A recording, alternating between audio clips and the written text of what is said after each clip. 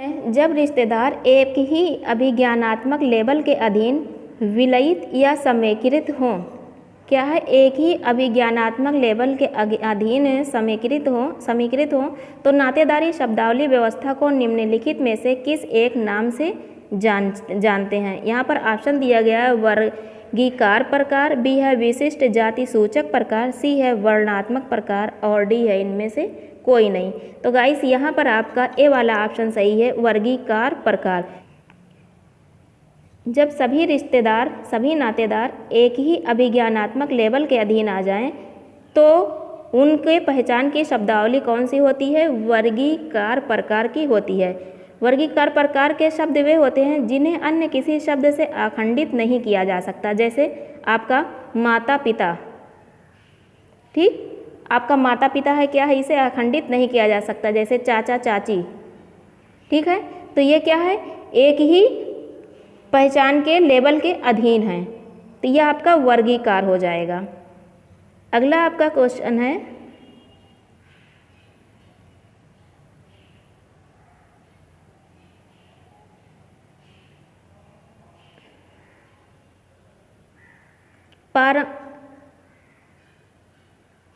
अगला क्वेश्चन है, पारंपरिक हिंदू समाज में जीवन साथी के चुनाव के निम्न में से कौन से प्रकार अवांछनीय हैं।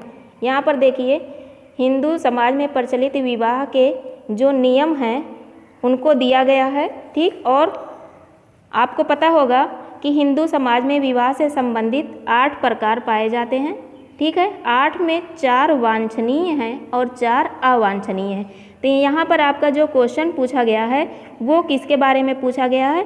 अवांछनीय कौन कौन से हैं। हम देख लेते हैं। ऑप्शन ए है असुर, बी असुर, राक्षस और पैशाच।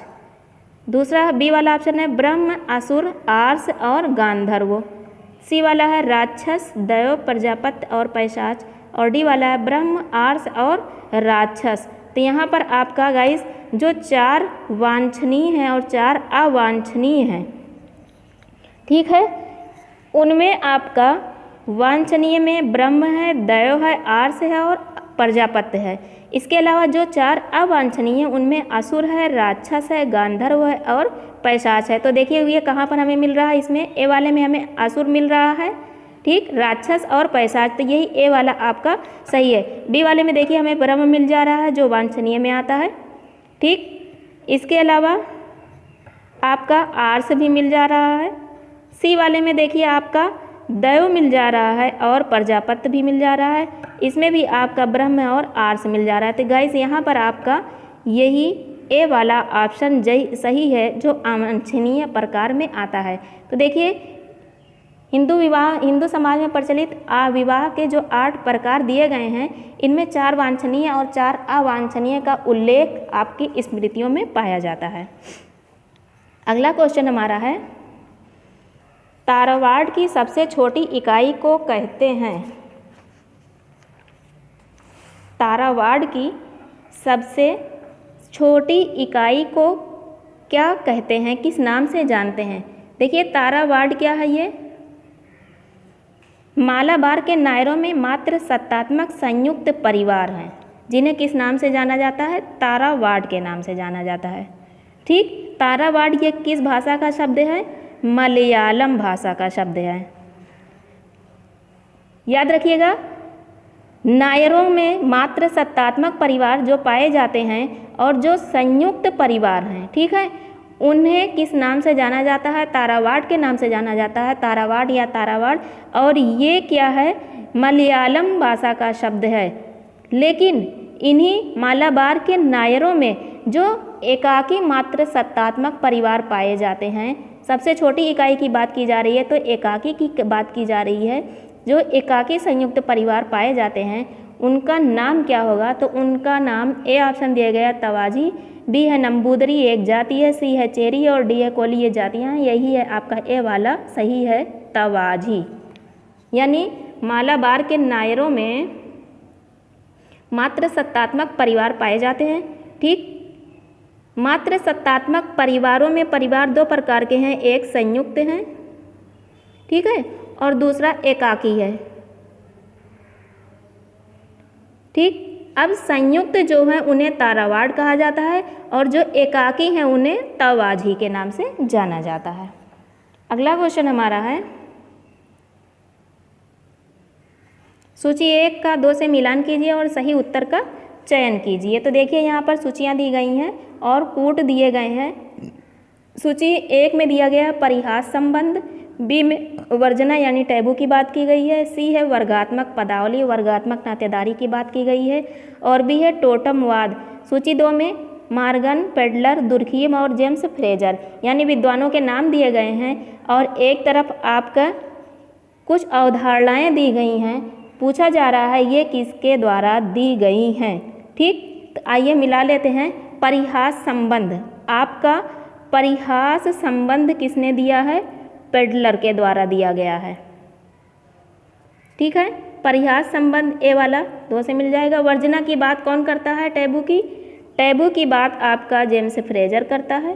ठीक, वर्गात्मक पदावली देखिए मार्गन ने वर्गात्मक और वर्णात्मक 2 प्रकार की नातेदारियाँ बताई हैं। टोटम की बात आपका टोटमवाद दुर्खीम से संबंधित है। कूट में हम मिला लेते हैं ए का 2, देखिए बी में भी ए का 2 है और डी में भी है, बी का 4।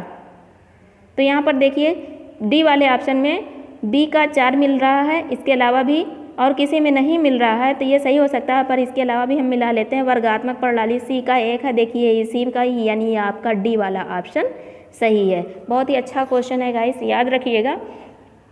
परिहास संबंध पेडलर से है। आपका वर्जना टैबू की बात जेम्स फ्रेजर करता है। वर्गात्मक पदावली और वर्णात्मक पदावली का वर्णन मार्गन ने किया है और टोटमवाद की व्याख्या दुर्खीम ने की है और इन्होंने इसी से संबंधित अपना धर्म का सिद्धांत दिया है। हम अपने अगले क्वेश्चन की तरफ बढ़ते हैं।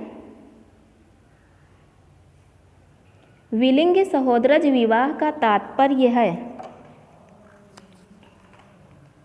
विलिंग सहोदरज विवाह का तात्पर्य है।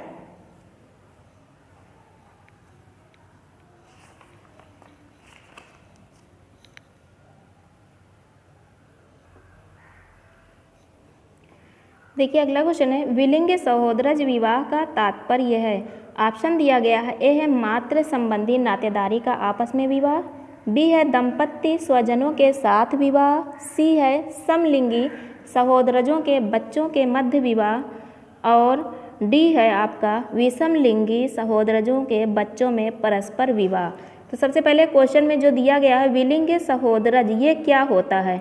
तो देखिए विलिंग सहोदरज विवाह प्रथा में परस्पर भाई बहनों के पुत्रों एवं पुत्रियों यानी ममेरे और फुफेरे का आपस में विवाह हो जाता है। ठीक, क्या है?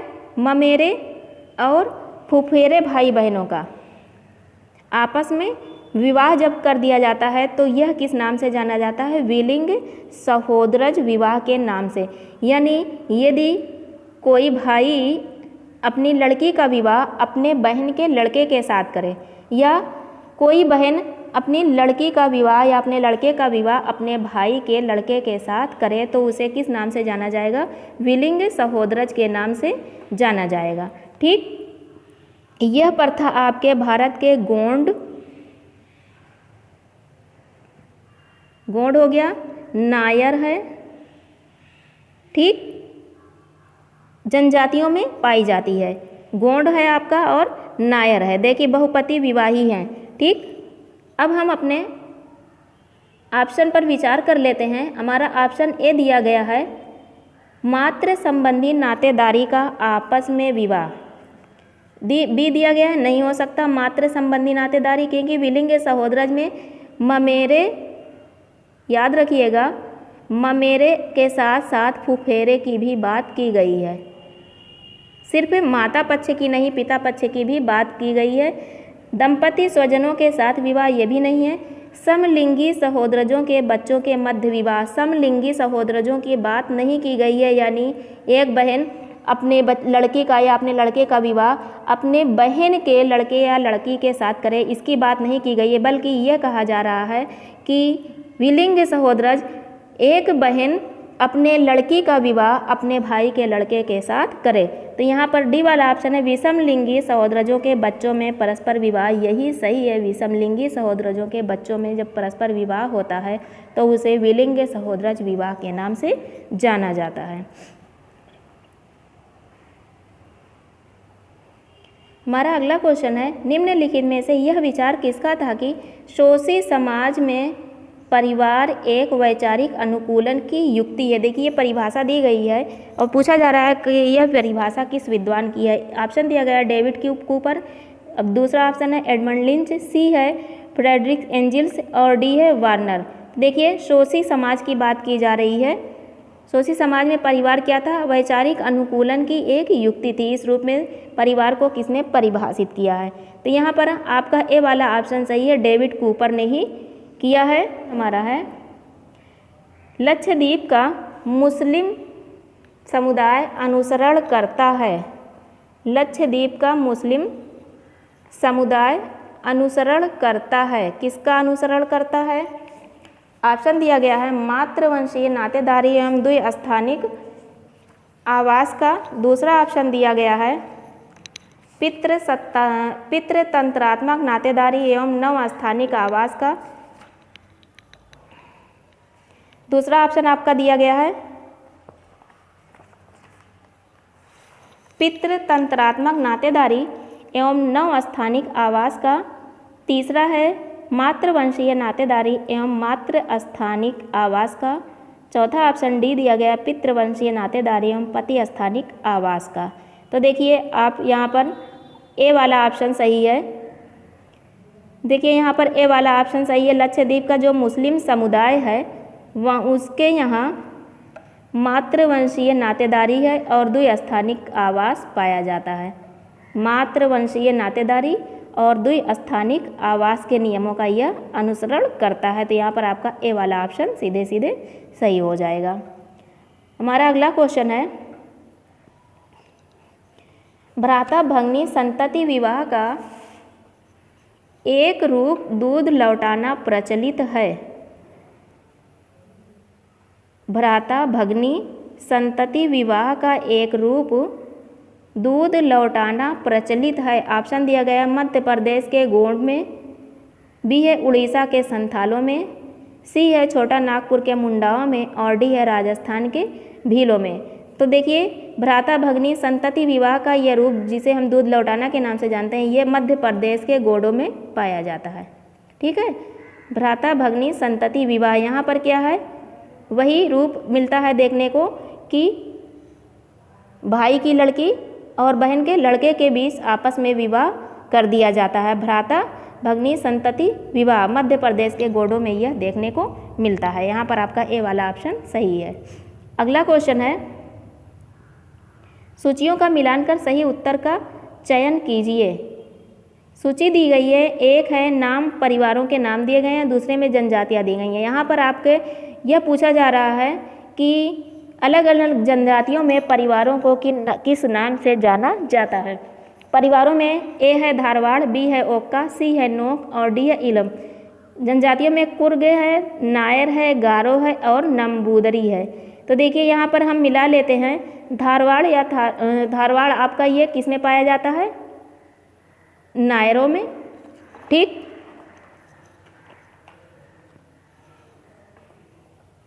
धारवाड़ अभी हमने इससे पहले आपको बताया था, जिसे थारवाड़ भी कहा जाता है, तारावाड़ भी कहा जाता है, यह किस में पाया जाता है? नायरों में।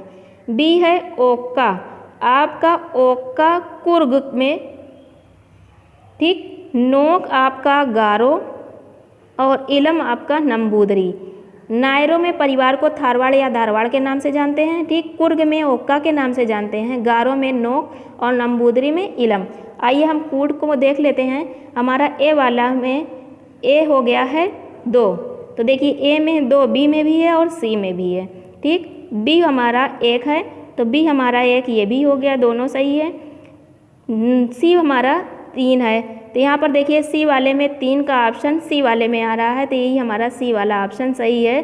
3 का सी और डी का 4, यही हमारा सी वाला ऑप्शन यहाँ पर सही हो जाएगा। बहुत ही अच्छा क्वेश्चन है गाइस, याद रखिएगा। धारवाड़ नायरो में कहा जाता है, ये मात्र सत्तात्मक परिवार है। और थारवाड़ संयुक्त परिवार है और इसका एकाकी परिवार तवाजी कहा जाता है। ठीक, कुर्ग में ओक्का, गारो में नोक और नंबूदरी में इलम।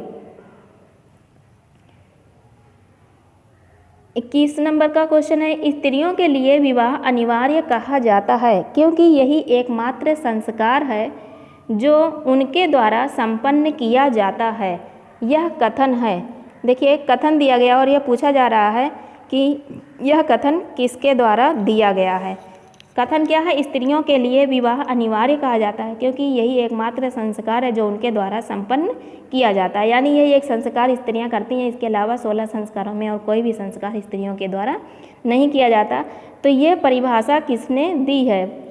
ए ऑप्शन है प्रभु, बी है कपाड़िया, सी है पी.वी. काड़े और डी है अल्टेकर। तो यहाँ पर आपका कपाड़िया बी वाला ऑप्शन सही है। कपाड़िया ने ही ये बात कही है अपनी पुस्तक marriage and family in India में पेज नंबर 121 में कि स्त्रियों के लिए विवाह अनिवार्य है और यही एकमात्र संस्कार है जो उनके द्वारा संपन्न किया जाता है। हमारा अगला क्वेश्चन है, पी. कोलिंडा ने भारत में नाभिकीय परिवार की कुछ संगठन कोटियाँ दी हैं। निम्नलिखित में से कौन सी एक कोलिंडा द्वारा प्रस्तुत कोटियों में से नहीं है?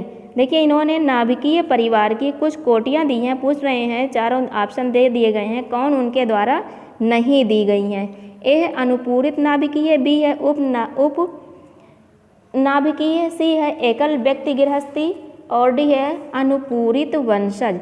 तो देखिए पी. कोलिंडा ने आपका अनुपूरित नाभिकीय भी दिया है, ठीक, उपनाभिकीय भी दिया है, एकल व्यक्ति गृहस्थी भी दिया है। यहाँ पर आपका डी वाला ऑप्शन सही हो जाएगा, यही सम्मिलित नहीं है उनकी कोटियों में।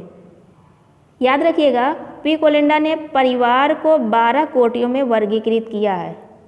भारतीय परिवार को के 12 कोटियाँ बताई हैं पी. कोलिंडा ने, ठीक है। यहाँ पर आपके 3 ही दिए गए, अनुपूरित नाभिकीय, उपनाभिकीय, एकल व्यक्ति गृहस्थी। आपका डी वाला ऑप्शन नहीं है, ये उन्होंने अनुपूरित वंशज नहीं बताया है, ठीक। तो गाइस इस वीडियो में बस इतना ही, फिर मिलते हैं एक नए वीडियो में कुछ और अच्छे क्वेश्चन के साथ। तब तक के लिए धन्यवाद।